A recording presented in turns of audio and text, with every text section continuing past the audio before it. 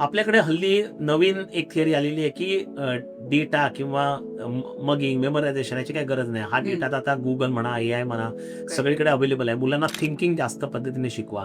परंतु याच्यामध्ये एक खूप मोठी चूक आपण करतो. कारण लर्निंगमध्ये काय असतं माहिती आहे का?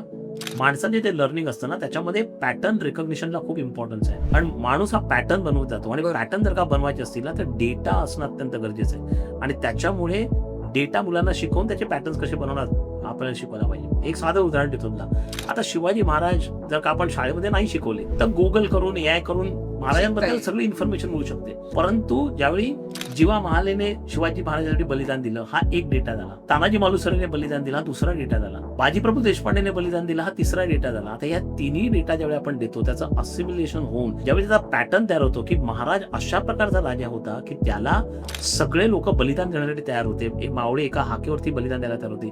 त्यावेळी महाराज किती मोठे राजे होते हे कळायला लागतं, तो पॅटर्न इंटरेस्टिंग. तयार होतं. अशा पद्धतीने जर का नाही शिकवलं ना, तर केवळ आपण डेटा त्यांना देऊ आणि त्या डेटाचं पॅटर्न रिकॉग्निशन होणार नाही. आणि म्हणून डेटा आणि त्याचा पॅटर्न या दोन्ही गोष्टी अत्यंत इम्पॉर्टंट आहेत.